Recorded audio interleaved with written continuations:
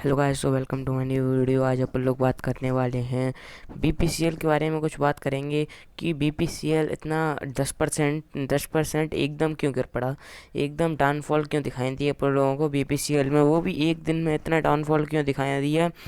आज एक आप नया कंसेप्ट सीखने वाले हैं। अगर आपको नहीं पता है बीपीसीएल 10% इकट्ठा क्यों गिरा, अब अपन लोग सीखने वाले हैं आज एक नया कंसेप्ट। तो चलते हैं अपन लोग बीपीसीएल के चार्ट की ओर। पहले तो अपन लोग आ चुके हैं बीपीसीएल के चार्ट पे। मैंने भारतीय पेट्रोलियम कॉरपोरेशन, उसका शॉर्ट फॉर्म में बीपीसीएल भी कहती हैं।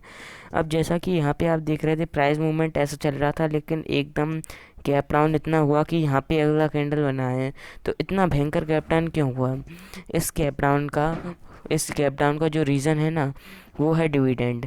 अब आप सोचेंगे डिविडेंड कैसी है, देखते हैं। पहले डिविडेंड का इन्फॉर्मेशन आ गया यहाँ पे डिविडेंड 15 सितंबर को मिला था। 15 सितंबर को मिला था, अभी आप लोग बात कर रहे हैं। और 58 रुपीज़ का मिला था। कुछ कम डिविडेंड नहीं था, क्योंकि 500 रुपीज़ के शेयर में 58 रुपीज़ का डिविडेंड बहुत ज़्यादा माना जाता है। 58 रुपीज़ का डिविडेंड था, बहुत ज़्यादा था। और लगभग 10% डिविडेंड दे रहा था अपना, 10% से भी ज़्यादा, 12% शायद, 12% के लगभग अपने शेयर का डिविडेंड दे रहा था। मतलब डेट तो थी 15 सितंबर। अब देखते हैं डाउनफॉल कब हुआ है ये। जैसा कि अपन लोगों को यहाँ पे दिखाई दे रहा है, मैं रूलर ला के लाता हूँ, जूम कर लेता हूँ पहले। अब ये अपना रूलर आ गया है डाउनफॉल वाली कैंडल को। 16 सितंबर को डाउनफॉल हुआ है। अब 15 सितंबर क्या थी? 15 सितंबर की ये वाली कैंडल बनी होगी। 15 सितंबर को था अपन लोगों का, मैंने अभी ड्रिल चार्ट खोल रखा है। जो लोग कंफ्यूज हो रहे हैं, एक डे की एक कैंडल है यहाँ पे बस, ठीक है? जो लोग कंफ्यूज हो रहे हैं उनके लिए। अब यहाँ पे क्या है, 15 सितंबर डिविडेंड की रिकॉर्ड डेट थी। Record date ex dividend date, ये आपको समझ में नहीं आ रहा है, अभी मैं बताने वाला हूँ। अभी बता रहा हूँ कि रिकॉर्ड डेट थी डिविडेंड की। मतलब इस दिन सारे डिविडेंड नोट कर लिए जाती हैं। मतलब एक सॉफ्टवेयर होता है, उसमें उसमें सारे नाम आ जाती हैं शेयर होल्डर्स के, जितने इतने इतने शेयर का इन्हें डिविडेंड देना है, सारा एक मेंटेन्ड फॉर्म में आ जाता है। अब 16 सितंबर थी एक्स डिविडेंड डेट, जिस दिन डिविडेंड मिलना था। मतलब उनकी तरफ से तो डिविडेंड निकल गया, समझ लो उनकी तरफ से डिविडेंड निकल गया। पर अपने जो अकाउंट्स होते हैं, बैंक अकाउंट्स होते हैं, उनमें आने के लिए उन्हें 2-4 प्रोसेस से होके निकलना पड़ता है। इसलिए अपन लोगों की पेमेंट डेट कब बताई गई है इसमें, डिविडेंड का इन्फॉर्मेशन खोलेंगे तो अपन लोगों को पेमेंट डेट दिख रही होगी 27 अक्टूबर की।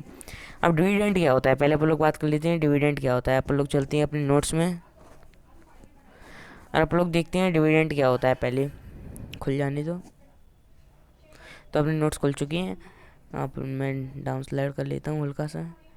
देखिए, डिविडेंड एक ऐसी चीज़ होती है जो कंपनी अपन लोगों को देती है। अपन लोगों को देती है, जो पहले से ही अनाउंस कर देती है। ऐसे 10 तारीख को डिविडेंड मिलने वाला है, तो 1 तारीख को ही कंपनी ने अनाउंस कर दिया कि हम 10 तारीख को डिविडेंड देंगे। जिसके अकाउंट में 10 तारीख को शेयर होंगे, उन लोगों को हम डिविडेंड देंगे। अब पहले बात करते हैं डिविडेंड आता कहाँ से है। डिविडेंड जो होता है वो अपन लोगों को शेयर होल्डिंग पे मिलता है। जैसे अपन लोग शेयर होल्ड किए, अपन लोग जैसे बीपीसीएल का ही बात कर रहे थे, बीपीसीएल का ही मान लेते हैं। बीपीसीएल का अपन लोग शेयर होल्ड किए हुए हैं।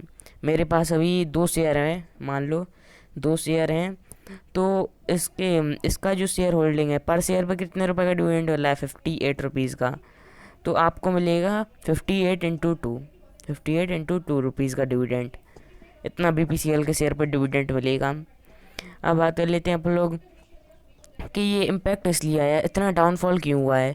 इतना डाउनफॉल इसलिए हुआ है क्योंकि जो डिविडेंड दिया जाता है, जो अपन लोगों को डिविडेंड दिया जाता है, वो शेयर प्राइस में से ही निकाल लिया जाता है।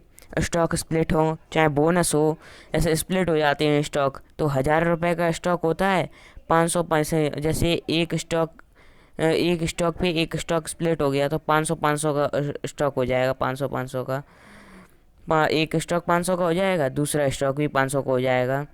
अब अगर आपको मिलते हैं 1000 रुपये में बोनस शेयर मिल रहे हैं, 2 पे 1 मिल रहा है, तो उसके हिसाब से वो करके, मतलब आपसे ही मूल आपसे ही रुपए लिया जाता है। लेकिन डिविडेंड होता है ना, वो शेयर कंपनी का जो प्रॉफिट होता है उसमें से निकाला जाता है।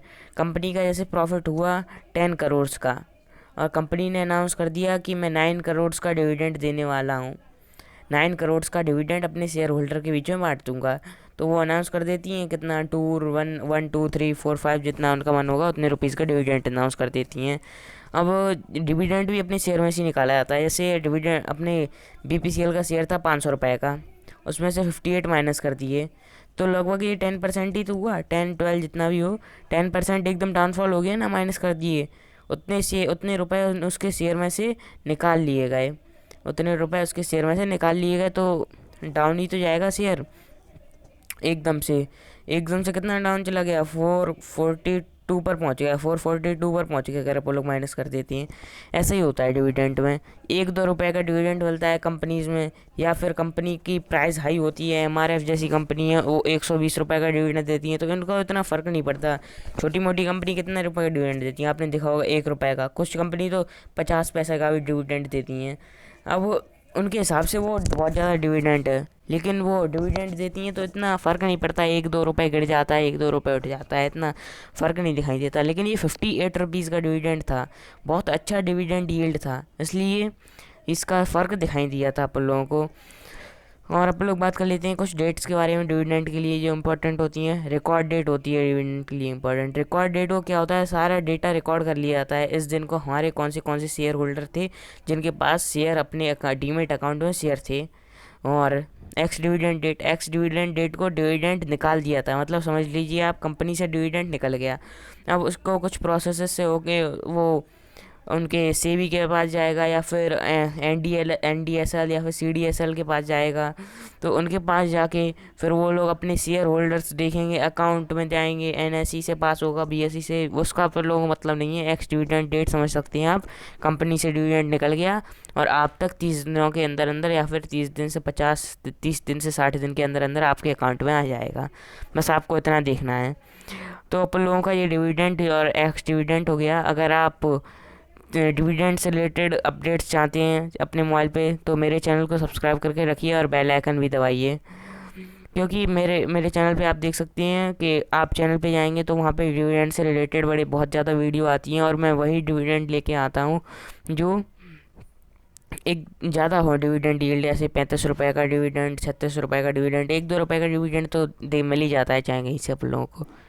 तो चैनल को सब्सक्राइब करना ना भूलिएगा। और जैसा कि मैं बता रहा था कि आपको 100 रुपीज़ का फ़ायदा हो सकता है। कैसे हो सकता है 100 रुपीज़ का फ़ायदा, अगर आप मेरे चैनल अगर आप ग्रो में डीमेट अकाउंट खुलाते हैं, ग्रो में अपना डीमेट अकाउंट खुलाते हैं, डिस्क्रिप्शन से दिए गए लिंक से अपना ग्रो में डीमेट अकाउंट खुलाते हैं तो आपको 100 रुपीज़ मिल सकती हैं। और आपको क्या क्या मिल सकता है और आपको क्या क्या फ़ायदा हो सकता है बता दे रहा। AMC उसकी फ्री है, AMC भी नहीं देनी, और अकाउंट ओपनिंग चार्ज भी एकदम फ्री है। और ब्रोकरेज एकदम मिनिमल लगती हैं। अगर आप डिस्क्रिप्शन से दिए गए लिंक से अकाउंट खुलवाती हैं तो आपको 100 रुपीज़ भी मिल सकती हैं। अब आपकी मर्जी खुलवाइए। अगर आपका डीमेट अकाउंट है भी है तो भी आप खुलवा सकती हैं, क्योंकि AMC लगती नहीं है, अकाउंट ओपनिंग चार्ज लगता नहीं है, तो क्या है खुलवा लेंगे, आपको 100 रुपीज़ ट्रेडिंग के लिए मिल जाएंगे। अगर आप ट्रेडिंग शुरू कर रहे हैं तो आप समझ सकती हैं मुझे 100 रुपीज़ बोनस ट्रेडिंग मिल गई, मतलब ट्रेडिंग के लिए रुपए मिल गए, तो आप ट्रेडिंग कर सकते हैं, कुछ भी करिए। और thank you for watching my video. अगर आपको टेक्निकल एनालिसिस सीखना है तो डिस्क्रिप्शन में प्लेलिस्ट का लिंक गिवन है, वहाँ से आप टेक्निकल एनालिसिस सीख सकती हैं। Thank you, bye bye. So